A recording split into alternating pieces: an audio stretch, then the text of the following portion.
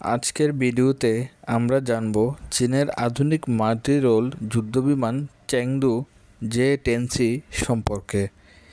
কেন এই fighter jet নিয়ে এত আলোচনা, কতটা শক্তিশালী এটি।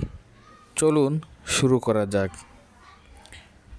জে-10 প্রজেক্ট শুরু হয়েছিল 1980-এর দশকে, যার লক্ষ্য ছিল এমন একটি মাল্টি-রোল যুদ্ধবিমান তৈরি করা যা আধুনিক প্রযুক্তিতে সমৃদ্ধ এবং বিদেশি নির্ভরতা ছাড়াই পরিচালনা করা যাবে। 2005 সালে জে-10A আনুষ্ঠানিকভাবে চীনা বিমান বাহিনীতে যোগ দেয়।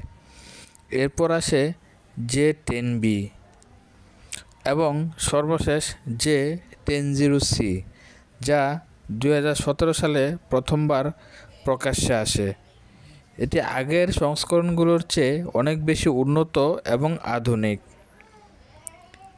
জে-10সি একটা ডেল্টা উইং ও ক্যানার ডিজাইনযুক্ত যুদ্ধবিমান, যা উচ্চ গতির ম্যানুভার করতে সক্ষম। এর সবচেয়ে উল্লেখযোগ্য বৈশিষ্ট্য হচ্ছে AESA রাডার, যা অনেক বেশি কার্যকরী ও নির্ভরযোগ্য।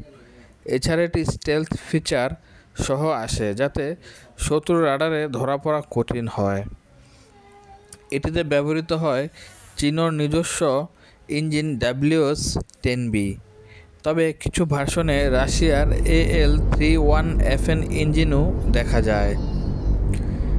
জে-10সিতে থাকে আধুনিক যুদ্ধাস্ত্র যেমন PL-10 short range air two air missile, PL-15 একটি লং রেঞ্জ মিসাইল যা 200 কিলোমিটারও বেশি দূরে লক্ষ্যবস্তুতে আঘাত হানতে পারে, লেজার গাইডেড বোমা, GPS গাইডেড মিউনিশন এবং আরও অনেক কিছু। এর সর্বোচ্চ গতি প্রায় ম্যাক 2, অর্থাৎ শব্দের চেয়ে দ্বিগুণ দ্রুত। চীনের বিমান বাহিনী এটি সক্রিয়ভাবে ব্যবহার করছে। পাশাপাশি পাকিস্তানও এই বিমানটি কিনেছে এবং 2022 সাল থেকে এটি ব্যবহার করছে। নাম দিয়েছে ড্রাগন ফ্রম দ্য ইস্ট।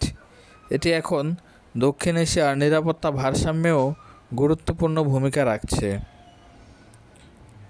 জে-10সি এর প্রতিদ্বন্দ্বী হিসেবে ধরা হয় ভারতের রাফায়েল, আমেরিকার F-16 এবং JF-17 ব্লক 3কে।